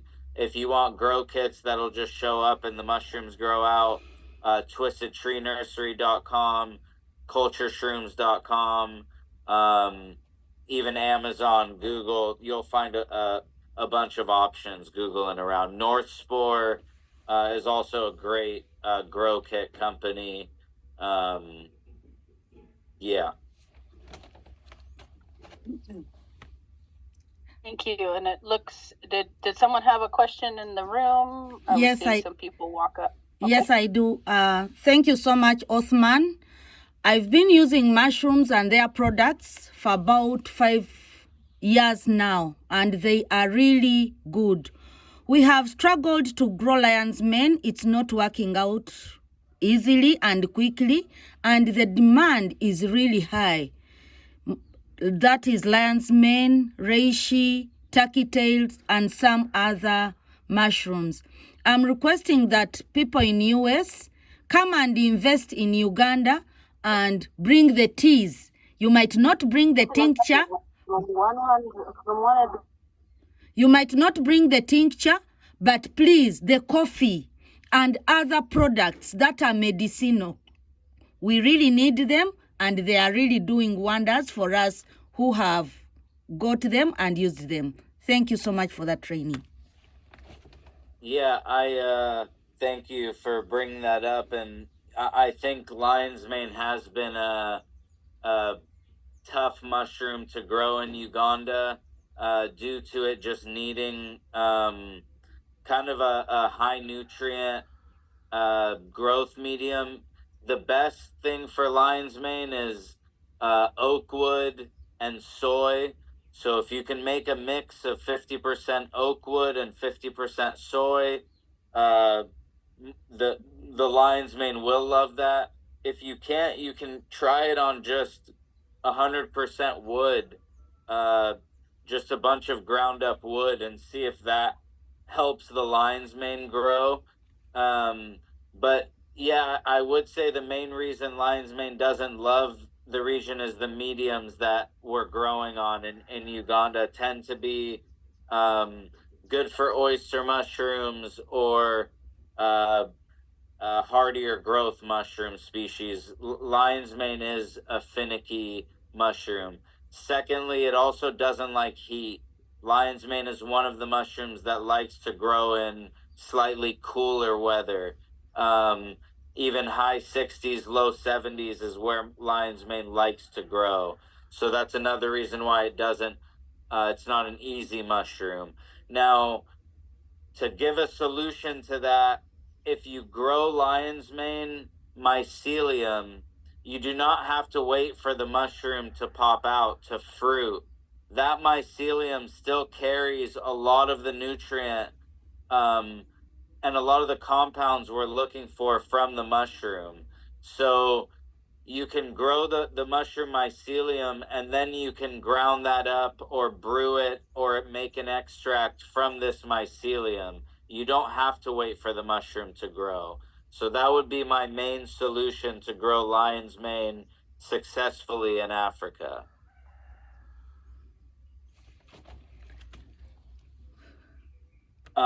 Secondly, your comment about coming to invest in Africa, I think this is the future, is American brands to come invest. But the beginning is for Uganda to start its mushroom community on its own. Also, the cost for American brands to come sell our products in Uganda, we will not be able to supply them to the people there at the prices that you will be able to make them yourself and distribute them. So I really urge the people at this festival to produce the products that if I were to come sell them there in Uganda, why not somebody make that there in the country? And it benefits the person who's owning the business. Sure, I may not grow, but I'm okay with that. Let's share knowledge and start things together. And that's why use the information and products that we have made and make them yourselves there in Uganda. And that's really where the future is going to sit.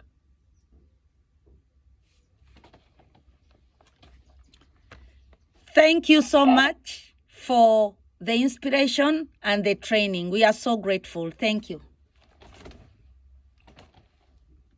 Thank you. Maybe to add on the issue of investing in Uganda. First of all, for many years, Uganda has been a most peaceful country in the world. That's one. Uganda has the most fertile soils. That's true. Uganda has two seasons in a year. Uganda has a conducive environment, conducive climate. And Uganda is a welcoming country.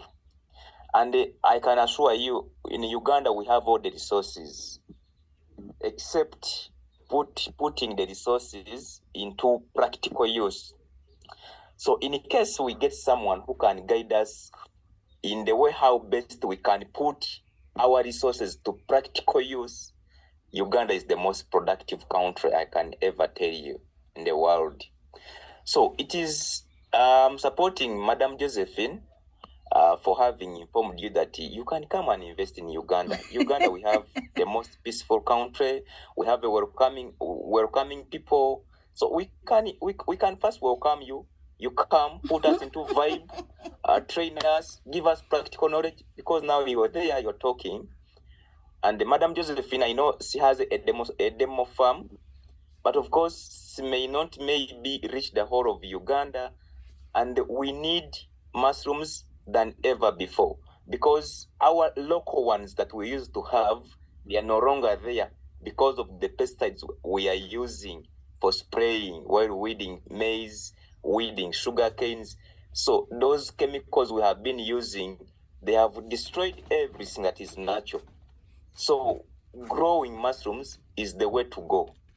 And of course, the government of Uganda has not also come out to tell us or give us practical knowledge on how to grow mushrooms.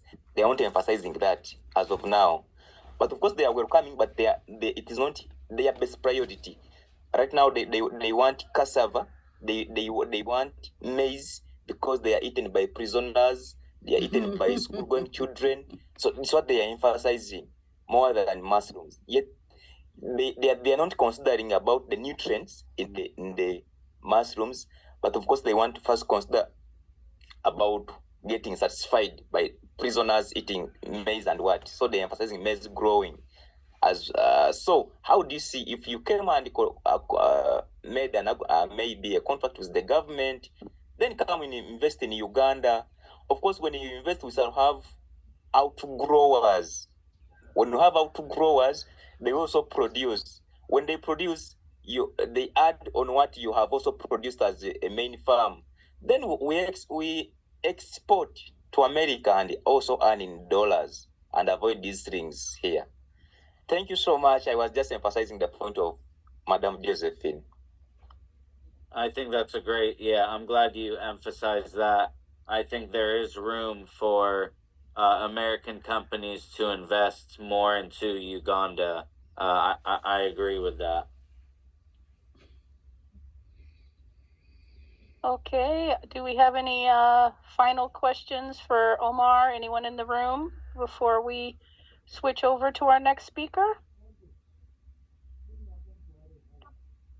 Okay, well, thank you, Omar. Thank you so much for joining and taking time out. I know it's pretty late for you too. So it's later in the U.S., but I can see the early morning risers that are in Uganda. Yeah, so that's good to see. Yep, totally. Thank you, Sarah. All right. Much appreciated. Yeah, thank you all. I hope it's a great rest of your festival, and hopefully Melissa's speech is captivating. Yes, and for those in the chat, you can see I shared a document with you. This is just some key points from Omar's messaging today, as well as contact information if you want to follow, reach out to him or has more questions about culture shrooms or anything that he talked about today. He's available, and that's all in that document. So Thank you so much, Omar. Thank you. Bye, guys. Bye. Thanks. All right. Well, I'm glad to see everybody there early in Uganda. I hope it's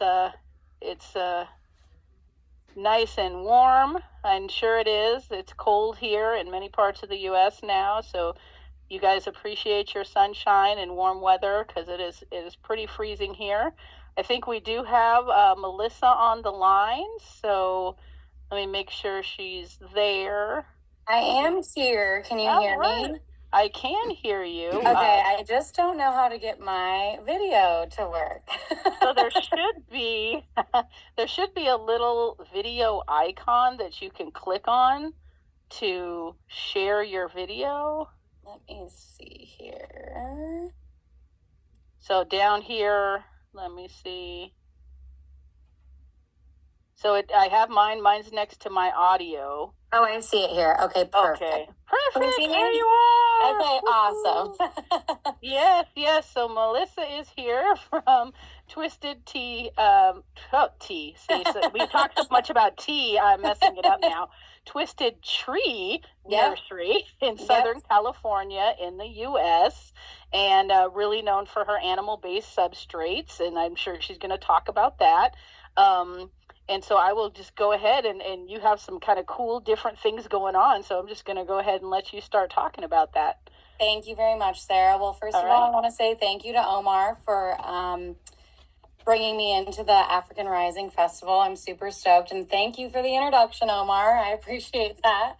And Sarah, thank you for bringing me on. Max and Aixa, glad to see you guys are in Uganda. First, I'll just talk about my background with Twisted Tree. I am one of the founders, and we are part mycology supply company, part animal rescue, and mostly, I like to say, a community builder.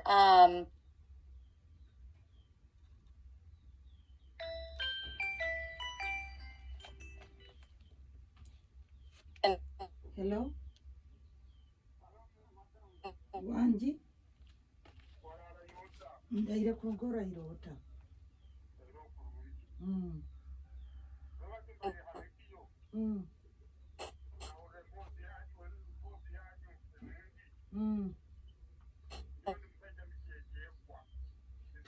Tutandikire ija. Tuli Kasingo Hoima.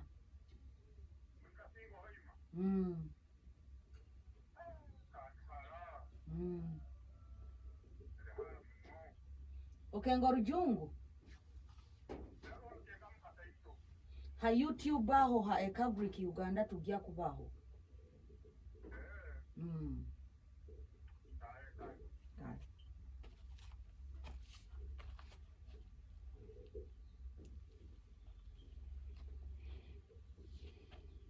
Recording in Tortoises. progress. He's like, you know, I'm on disability. I'm gonna try and make my own products to grow my own mushrooms at home. And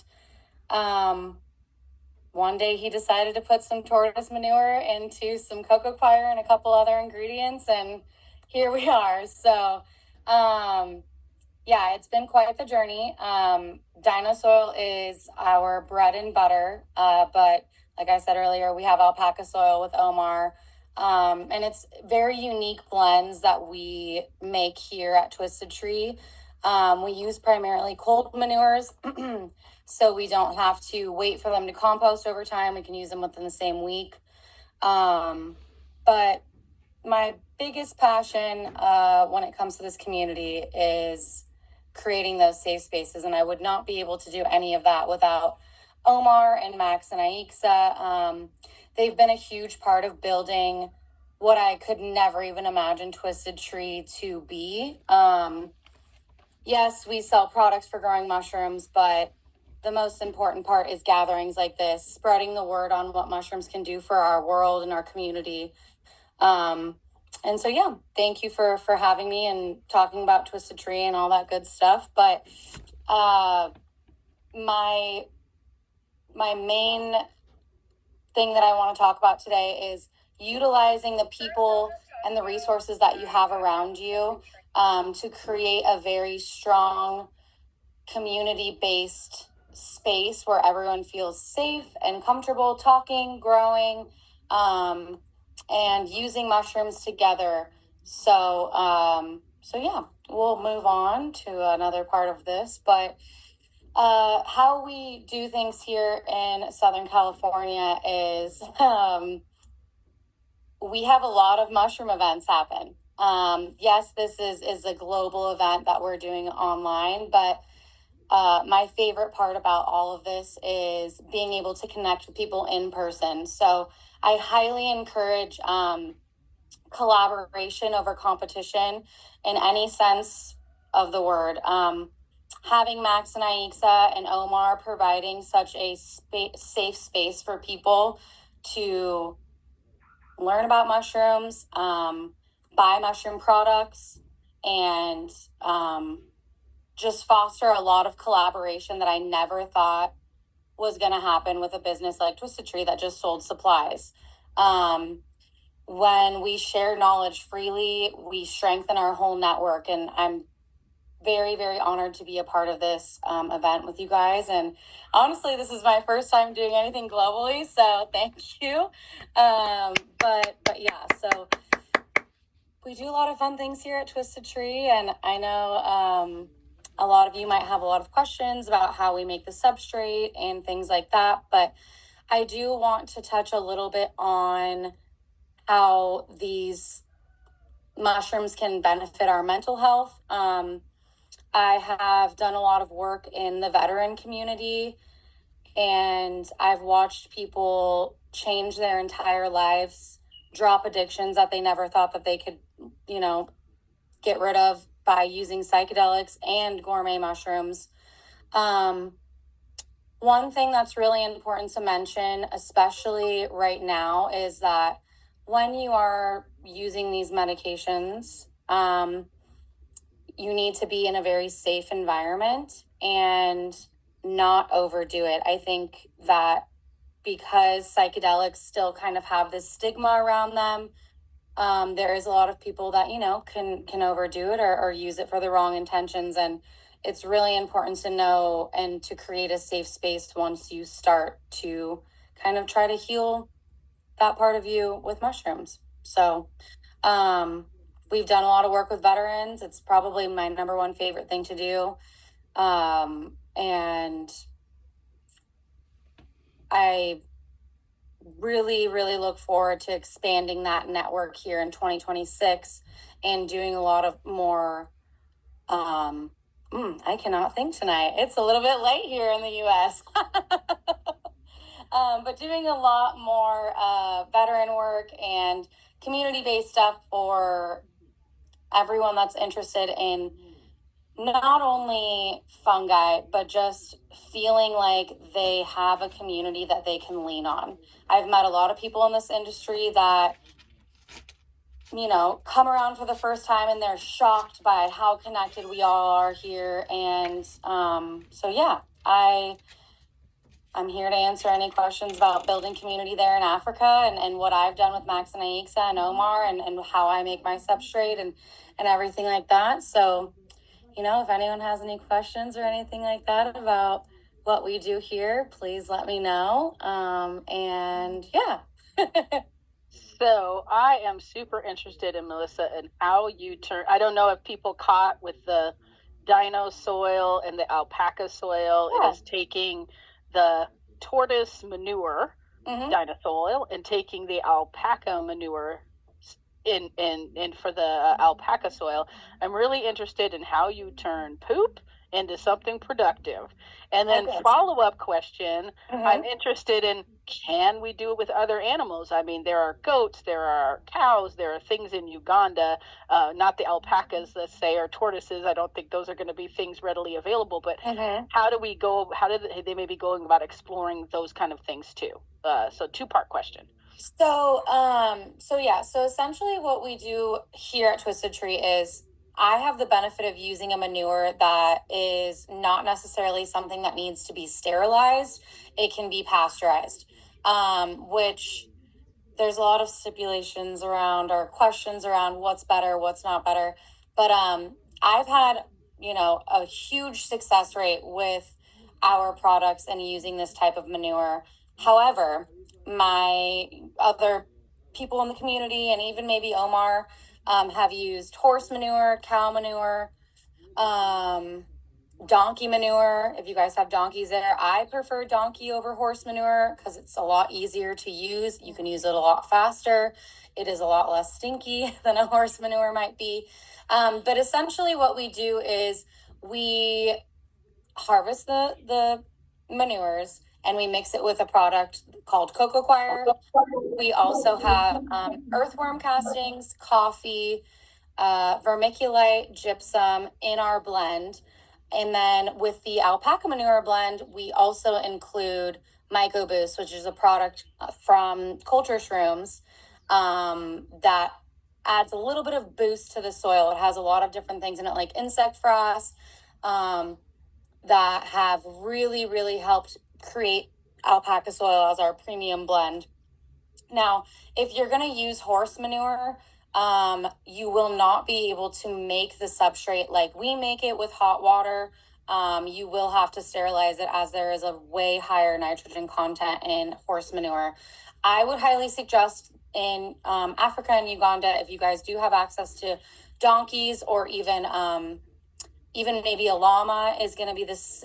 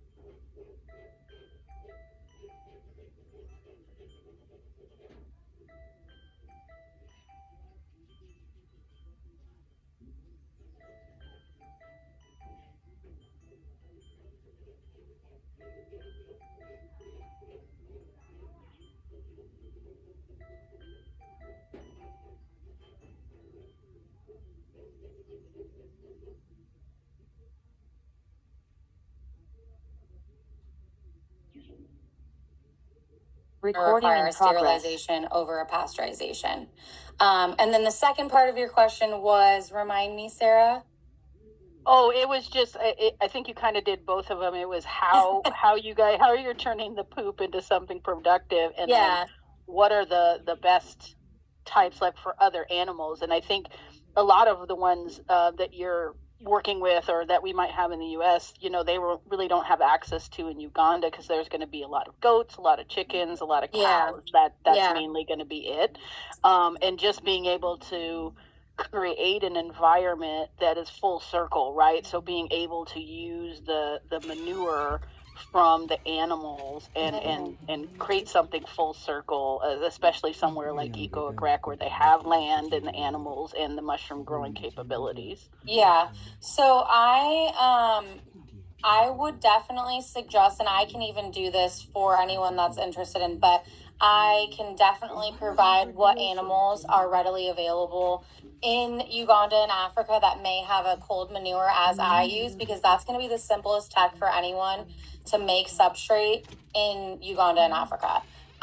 So I'm more than happy to see what is readily available there to you guys, to be able to make something a little bit easier than having to get sterilizers and fancy things that you really don't need. You don't need to be a scientist to grow mushrooms. You really just need to have a basic knowledge of how to pasteurize the manure and go from there, to be honest. So I'm more than happy to provide any information and do the research that you guys need to know what kind of animals. Now, chickens, pigs, goats, I would suggest, we've tried it here. I've had goats, I've had chickens, I've had pigs. Nothing was I successful with in that department. As I was with horse manure, donkey manure, alpaca manure, and randomly enough, tortoise manure, which I never thought would be a thing, but you live and you learn.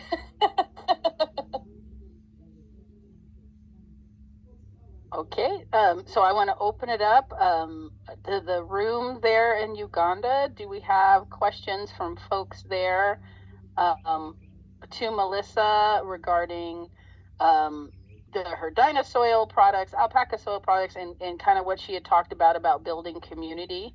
Any questions in the group?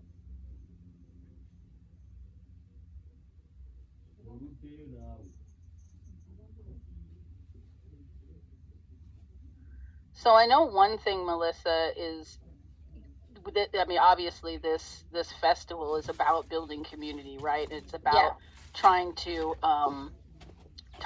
bridge gaps between the different groups here. And we have someone from Kenya, I know, here. We've had people inquiring from Rwanda. We have people from multiple places in Uganda. And the struggle is really the distance, right? And the ability to communicate with one another. And I just was wondering, I know that it hasn't always been this way in the US, where these mushroom collaborative groups have existed. So maybe talking a little bit about, how do you create that community and reaching out when people are far apart, they cannot get together, the communication channels are not quite there, right? Yeah. So